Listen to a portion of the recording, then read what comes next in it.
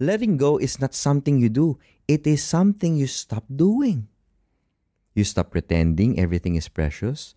You stop clinging to toxic relationships. You stop acting like busy is a good thing. Hi, Langga. This is Jared. And this is Apple. Welcome to the Langga Speaks podcast. Join our beloved conversations about God's love and joy. Hello mga Langga, welcome to the Langga Speaks podcast. This is me, Jared. And this is Apple, and we are publishing... No, we're not in time. Mga Langga, just to... Mga one day delay. Yeah, just to ask for your understanding in this season that we are in, we will be doing random days. I can't even commit a day. So you're already preparing on when we are going to forgive our future endeavors. No, in this season lang. I mean, it's been hectic lately with 2 kids. And of course, we have a lot going on right now with our family transition. So, all we can ask sa mga Langga na nakikinig at sumusuporta pa rin, maraming salamat sa inyo. Please keep us in your prayers that we may have the strength, the endurance, and the grace to be able to stay awake to record. Yeah, we will always record. The podcast will always be there until our, kids are the one handling the podcast. Ay, grabe, legacy. I think Manu is really he wanted to record with us, but I'm like, yeah, dude, but go to sleep na. Please go to sleep. You can't handle the conversations yet, and the plosives and the mouth clicks. Napaka-technical. Ang sabihin mo, he would over-talk you. Exactly. This has been a good weekend. We had family and friends over. Our children had so many playmates. Yeah. Siyempre, hindi naman kami magiging Langga Speaks kung hindi namin pinapractice yung mga pinagsasabi namin dito. Family, faith, and everything in between. Siyempre, kailangan nating i-prioritize also those things. But at the same time, siyempre, family din yung mga nakikinig dito. Kaya hindi namin kayo makakalimutan. Kaya huwag kayong mag-alala. Every week, or hindi na maulit yung... Sige, hindi ko masabi na hindi na maulit yung ma-skip yung isang week. Pero let's say we will always be publishing at the service of the Filipino people. Di ba wala na yun? ABS-CBN yun. Di ba wala na yun? Anyways, yes. Shout out nga pala sa isa nating mga listeners natin. Yes, sa Langga. Si Kim James at si Star. Oo. Kaibigan kami ng ate nyo. Maniwala po kayo. Ni Sheena Marie. Calmerin. Oo. Tsaka ni Carlo Calmerin. Natatawa talaga ako sa kwento ni Sheena. Okay. Shout out din kay Wilper. Brother Wilper. Yes. And his wife who we have yet to meet. Yes. Magkakaroon kami ng talk sa Al-Ain. Please pray for us also. Pero, yung si Wilper, isa rin palang tagapakinig natin. Ilonggo din siya eh. Oo. Thank you so much. Na-shoutout na namin kayo, ha? Sana masaya ka na. Masaya na kayo, ha? Happy yarn. Pero sa totoo lang, I really am still so... I get so surprised when people just randomly share about how they were listening to the podcast and we have no prior interaction with them. Tapos, grabe talaga yung digital technology and social media and how the world works, ganon. Ako natatawa ako pag may gano'ng interaction. Natutuwa ako at natatawa. Kasi, natutuwa ako kasi parang, wow, I mean, total strangers, we don't know them. But they have this reaction. Oh, but they found us. Natatawa ako dahil sa reaction nila, yung mga ganon. So, I mean, I've met my heroes. I met my, let's say, si Brother Bo ang akin dati. Diba? Grabe nga kay Tito Boy. Pero nagsasalita na, di naman ako, Ay, wag ka. Sobrang lamig ng kamay mo. One time, mga Langga talaga. Grabe Tito Bo. As in tita talaga. Like, oh my gosh. So, pumunta si Tito for the first time. That was first time ata na parang bagong kasal pa lang kami. Tapos nag-serve kami sa isang TRC event. Tapos siya yung host. Tapos ako yung stage manager. Grabe, sobrang pagkailangan niya kausapin si Tito Bo, sobrang lamig na lamig talaga yung kamay niya. Tapos sabi ko ni Apple, gusto mo magpa-picture sa kanya? Sabi ko, magala, maging katrabaho ko rin naman yan. Kita mo naman. Words have power. Nasa payroll na po tayo. Kaya words have power, mga langga. Very important po yung mga pinagdadasal natin, yung pinagsasabi natin, yung mga words that we hold to be true. Okay, so today's topic has nothing to do with what we just said. Wala. Segue lang naman. Kasi nga, na-miss namin kayo. Bakit ba? Tsaka sobrang, sa totoo lang segue lang. If you are a langga right now and you're listening and you have kids, siguro naman you would understand yung joy whenever you see your children play with other children. There's a certain joy when they find friendships. Akala ko yung, makaka-relate kayo sa joy knowing na tulog na sila. Pwede nyo nang gawin yung mga bagay na hindi nyo magawa pag gising sila. Katulad na manood ng anime, diba? Manood ng Kimetsu no Yaiba tulad later. Tulad nito, nagre-record tayo, tapos mag-edit pa ako. Parang, ba yan? Parang nagreklamo ka na ata. Huwag ka naman nagreklamo. Blessing nga. Mahal na mahal ko yung mga langga. Oo naman. Napaka-showbiz ang answer mo? Oo, syempre. Parang political, di ba? Anyway, our topic for today is napakaganda ng title. Strength in Surrender. Sukong-suko ka na ba, langga? Gusto mo na bang sumuko? Do you feel bad in even surrendering things? Di ba kasi minsan naisip natin na in a world where it's all about hustle, culture, push mo yan, huwag kang bibitiw. Di ba parang napakalaking kasalanan pag nag-surrender ka? Yung white flag, you raise. You raise your white flag. Raise. Ay, nako. But yeah, I mean, is it so wrong to surrender? Not always, Exactly. Not always. In fact, sometimes as we're going to be discussing, a lot of times, in fact, as we're going to be discussing this episode, there is actually not weakness but strength whenever we surrender. Yes, sabi nga ni Saint Faustina, oh, how great is the reward for one act of loving submission to the will of God. So we're going to talk about surrendering, not in life per se, but surrendering to God. Surrendering to God's will in whatever we do. Of course, we are in a season of surrender right now. I can say that. Dati napaka-rigid namin when it comes to the podcast, let's say. But we have to acknowledge that in this season that we're in, we have 2 kids who's, sapping the energy out of us in a beautiful way. We also have a family, of course, our aging parents, and, and everything in between. So, maraming season na, okay, kailangan ko rin palang isurrender tong pagpupumilit ko na kaya namin gawin itong mga bagay na to. To surrender a lot of yeses. And, you have to say no so that we can do other important things. And also more surrender in our prayer life. For as much as we want things to go our way, sometimes the worst thing that God can do to you is to give you what you need or to give you what you want, per se. Diba yun yung narinig natin? Kailan ba yun?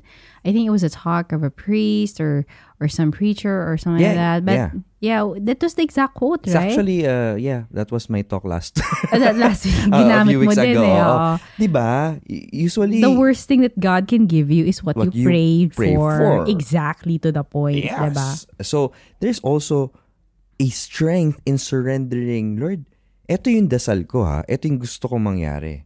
Pero I surrender the end result to you. I surrender the way this prayer will be answered or even the way this prayer will be refashioned according to your will. I love that. How you said refashion. Minsan kasi yung concept natin or yung perception natin of what the perfect answer will be to kung ano yung pinagdadasal natin is limited by our own humanity. What we fail to see is that God sees things from a totally different perspective. And His vision, His sight of what is going on is way, way superior to what we see. And when we allow ourselves that humility for our desires, our prayers to be refashioned according to ano yung gusto niya mangyari, that's where the answer becomes even more better than what we hoped for. Amen. Diba? Ilang beses natin nakita yun sa buhay natin, sa totoo lang eh.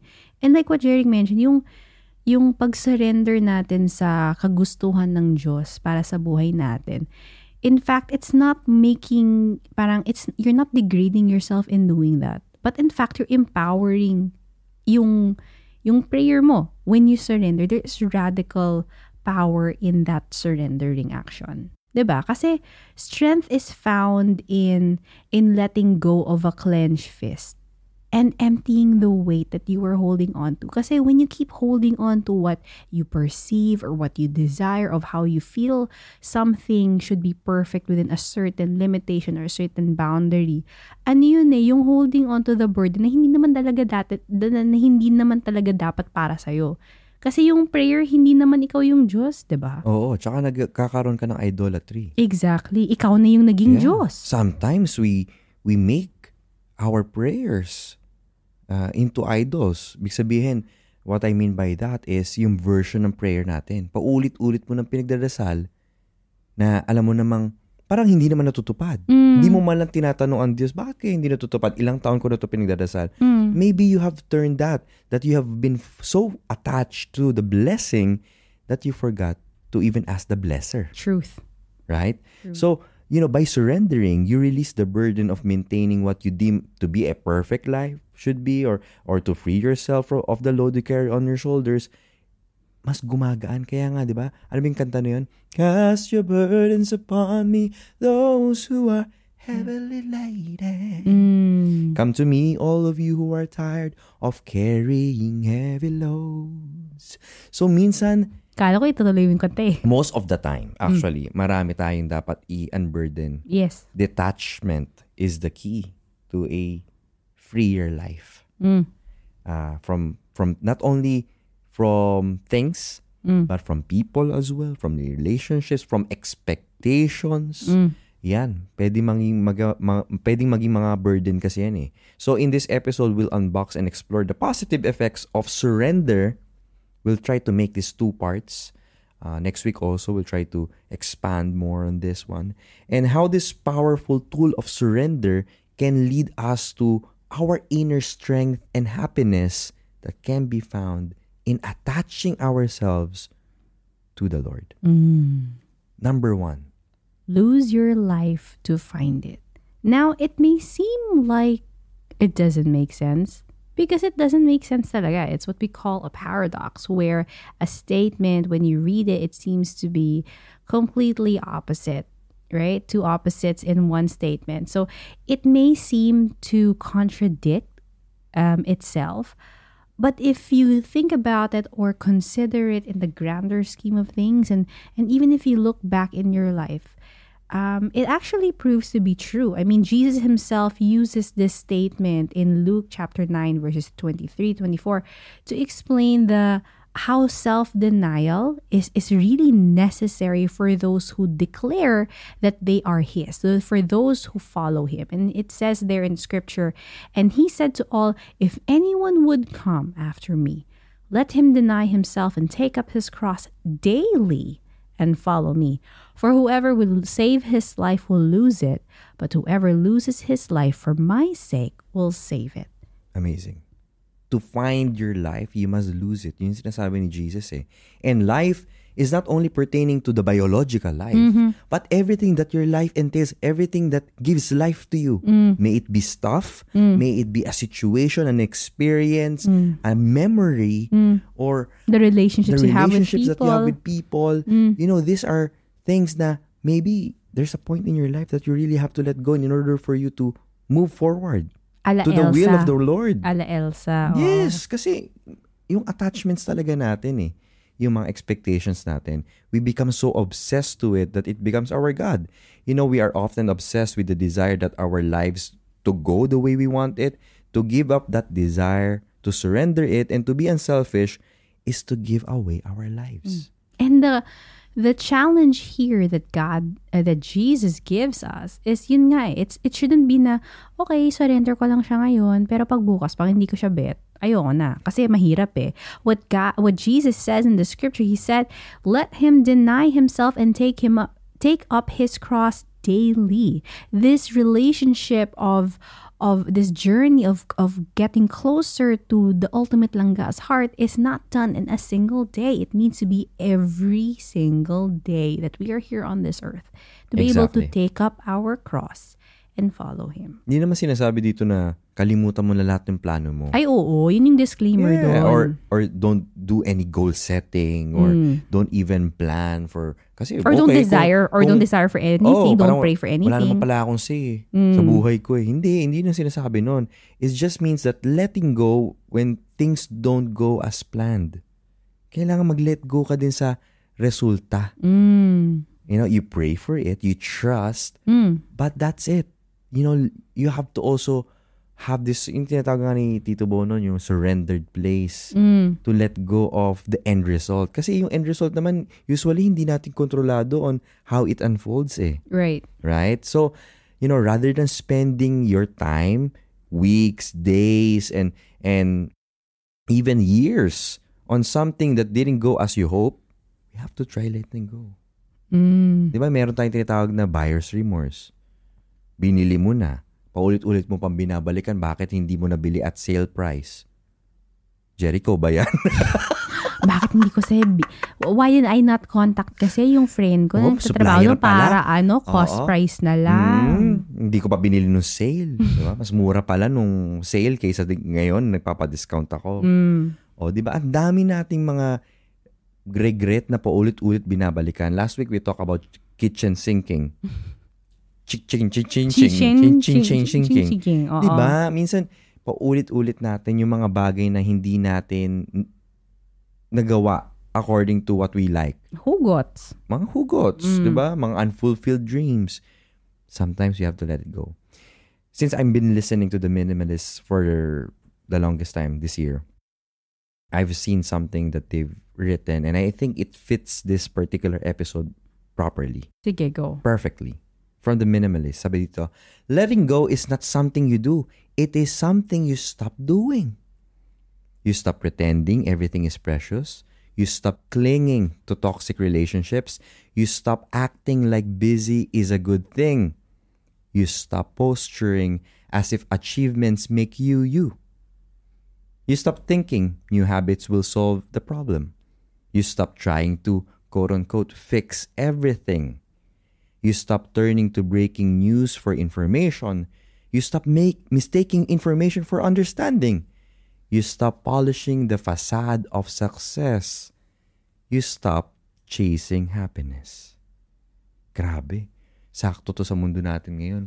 Especially in social media, we try to put on a facade of success based on the algorithm. Sobrang naano ko dun sa you stop acting like busy is a good thing.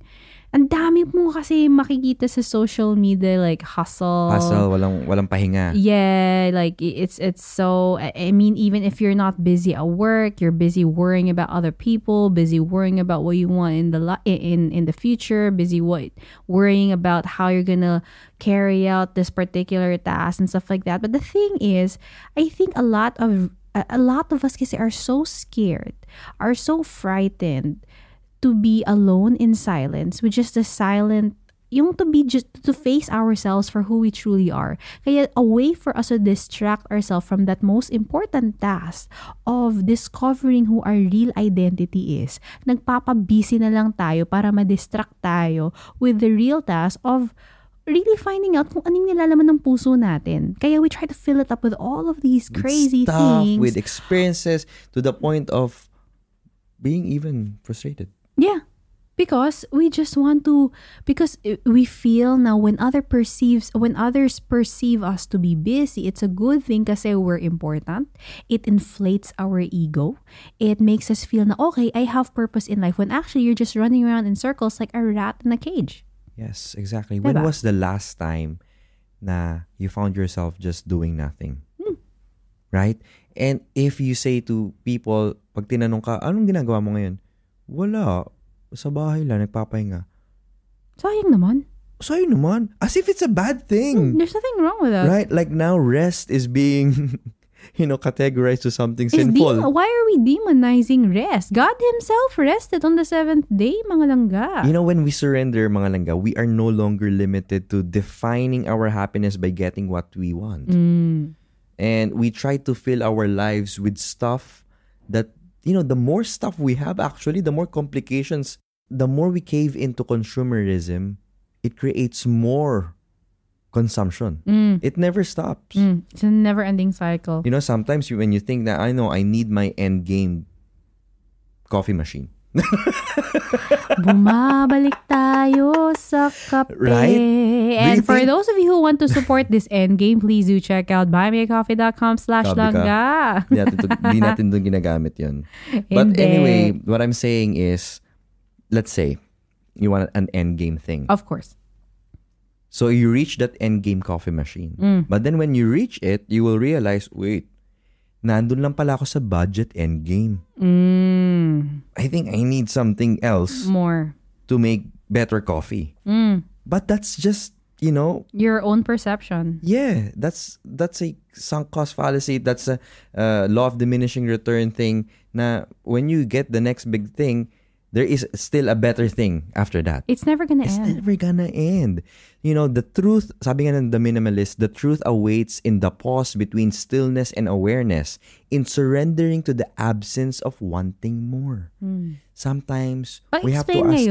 in surrendering to the absence of wanting more. Sometimes we have to be able to take a pause. Why do I seek more of something that is finite? Sometimes we have to just be aware and be content with the absence of not wanting more. Because our hearts were not made for something finite. Our hearts were created for the infinite, which is God. And in this modern world that we're in, even though we claim that we're Catholics, we still cling on things that are not of God. We still cling on things that we know will never give us everlasting joy, contentment. We cling on things, we cling on people, we cling on relationships, we cling on expectations that we all know naman would result to nothingness. But we cannot face the fact that we have to surrender this. It's against our nature kasi. To surrender to God these desires that keeps on stirring in our hearts. Kasi never siya mafulfill na something that is finite, not from the one who created it, which is God Himself.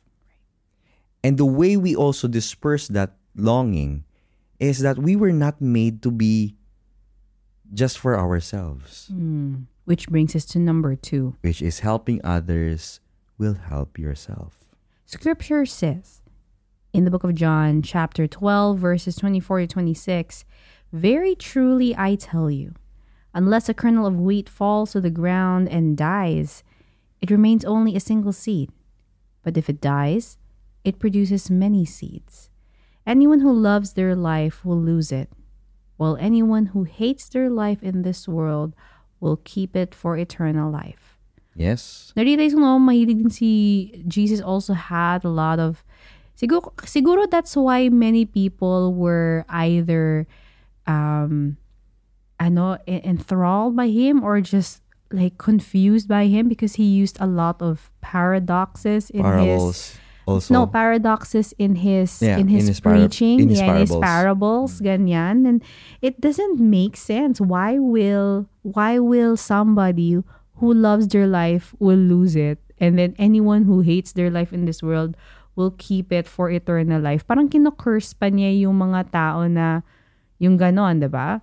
I mean, but he was pertaining to your life being a blessing to someone else. Exactly. That you cannot keep it with yourself. It's human nature na hindi tayo pwedeng mabuhay para sa sarili lang natin. There's a church hymn like that, no? Walang sinamanang na... Inubo po si Jessa Zaragoza.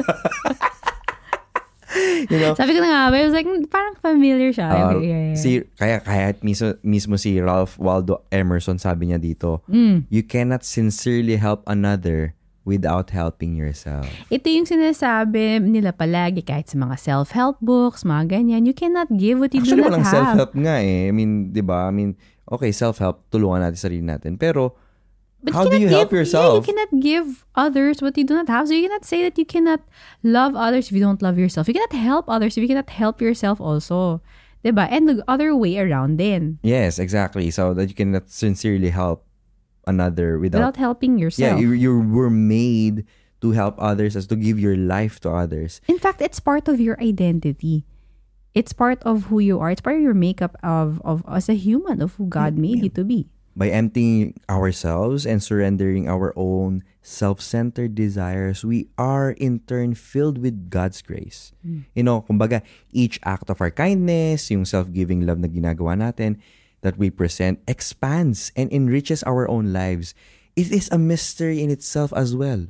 It is in giving that we receive. Sabi nga ni St. Francis, di ba? That's right. Na kapag nag-donate ka sa isang charity, let's say, wala naman silang binibigay sa'yo pabalik. Di ka naman sinusuklian.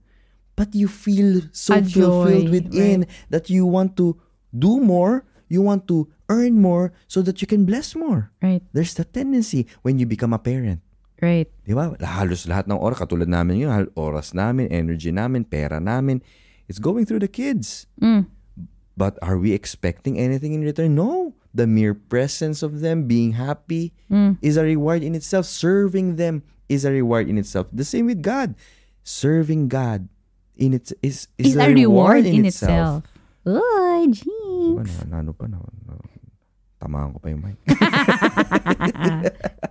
But you see, mga langga, I think it's something that for those who have actually experienced this act of helping others, this act of surrendering our own needs to meet the needs of others, it begets a positive outcome in our own soul. The joy that we are seeking, the joy that we're longing for, instead of getting it from someone else, it's actually when we give ourselves to another. That's when we actually experience yung true fulfillment. Ganyan yung wiring natin bilang tagasunod ni Kristo. Kasi si Kristo mismo, He laid out His life for His church. And that's why a lot of younglings nowadays, di ba yung mga young professional, mga yappies, usually they feel na, ba't ganun? I feel I'm having a midlife crisis. I'm reaching my 30s, pero I feel I'm not yet fulfilled. I'm having a crisis of faith. I'm having a crisis in my career. Of identity. I'm in my career crossroad. Maybe because you're not serving someone who cannot serve you back. Right? That's why people were like, ayoko na mag-serve sa church. Maybe that's something that you're even lacking. Serving in church doesn't mean that you're just serving God. It's actually serving His people that actually cannot serve you back. Yes, that actually pushes you to find this sense of purpose once again. It is in surrendering your version of success. It is in surrendering your comfort. It is in surrendering your time, talent, and treasure that you actually find life. That's how God's people were wired to do it. And we try to move away from it. We try to look for superlatives, different experiences, pilgrimages. But at the end of it all, are you really serving someone? Even within your family? Or are you just serving yourself? Diba? Kasi that's what the truth is. When a person engages in this act of self-giving love, they actually use a higher level brain function. Scientific yan. Scientific. It's biological. It releases, kasi when you love beyond yung sarili mo, it releases a series of yung mga tawag na neurochemical reactions in your brain that ultimately shower their own system in positive emotions. So yung mga lumalabas na mga neurochemicals, mga hormones lumalabas that actually ignite this joy, this fulfillment na nararamdaman ng isang tao. Alam mo, minsan natatanong nila, hindi ba kayo naubusan ng idea para sa Langga Speaks, ganyan. It's because we're serving. We find joy. We find joy in doing this. Not only that we find joy, because we're serving people along the way. Diba? It is in serving you guys that pushes us to have these positive emotions for us to continuously have different ideas in serving you better. Oh, 'di ba? So narinig ko sa labas ng building ko. Kaya sabi ko, Lord, please bless them. Sana okay po yung mga tao doon. So, another thing is, of course, the last but not the least, in surrender, of course, we have to do it in love as well. Love never fails. When we surrender and truly empty ourselves, we give of ourselves to others and not just retain it for our own personal use, our own personal gain. Actually, what happens is, hindi tayo na-empty, hindi tayo nawawalan ng purpose. Kasi yun nangyayari. We make room in our souls for love. The more that we give, the more room we have to be able to receive this love, which is actually the ultimate power. Sabi nga sa scriptures, diba? 1 Corinthians chapter 13 verse 8, it says there, and it's truth, that love never fails. Love never fails. Kanta yan eh. Talaga? Oo. Okay. Insert ko na lang. Okay. Pero here's the thing, when we consciously choose itong pagmamahal sa ibang tao, the kind of love that's not in pursuit of manipulation, it's not in pursuit of inflating our own ego, but a loving action that rather accents the good in another. Yung to inspire them also to become good to other people as well. A way of loving others that breathes life to them so that they can share that to another and bring it forward. What happens is may nagbabago sa sarili natin. Something changes within ourselves. Nawawala yung ego because we lose that self-centeredness or we only think about ourselves. Our days are filled with what you call spontaneous compassion. Because you consider the needs of others beyond yourself, spontaneous generosity because you just want to be able to share, and a spontaneous nurturing because you just want to be able to give life to another that they can give life to others as well. Yung generosity, yun talaga yung standard ko for becoming truly rich. Masasabi ko na isang tao talaga ay talagang mayaman is measured by his generosity. Not with his flashy cars, with his properties, with the amount of things that he flashes on social media. It's the amount of people he actually impacts and helps to become better. Yeah, that's right. So, yun talaga yung so we have to also be discerning on the people that we're inspired from. Gaano ba talaga katotoo yung yaman nila? Kasi yun talaga yung tunay na yaman yung may pagmamahal. Love never fails. If there's anything better than being loved, it is loving others. May naalala lang ako kasi you were saying, sorry, I just suddenly had a flashback of like some class in university. There's something like called Maslow's hierarchy of needs. Yeah. And like how everybody as per this guy says that there are different levels of the needs of a person. So the first one is physiological. Ito yung mga basic needs. Air, water, food, shelter. Basic need pala yung food? Oo, syempre. Basic yun. Kasi kung wala yung food, wala. Patay ka na, di ba? The next level is... Natulad talaga. Oo, syempre. In-explain ko yun.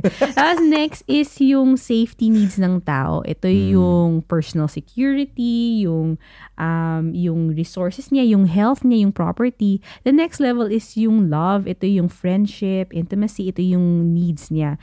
And then next is yung esteem. Ito yung ego. Ito yung impact niya, yung recognition by others. Ganon. And then finally is yung self-actualization. Is the desire to become the best that one can be. The best version of oneself. Yun yung pinaka-highest need mo. And then nung naalala mo, yung naalala ko yung sinabi mo, yung about the measure of how generous a person is. Kasi there's one thing, you can just be generous in order to meet someone's basic needs. Right? Or you can be generous in order to yung parang i-meet mo yung iba-ibang level. But when you are able to become generous to a point where other people desire to become the best version of themselves, which is yung self-actualization, the highest need, they would also be able to expand that. Parang mas, mas... accentuate the good in others, exactly. Basically. Yun yung mas reflective of yung sinasabi mo. I mean, how Jesus did it, right? Right. Like, He inspired us to follow Him. I mean, He didn't stop with Him. He could have stopped with Him. But He said, like, you want to be my disciples?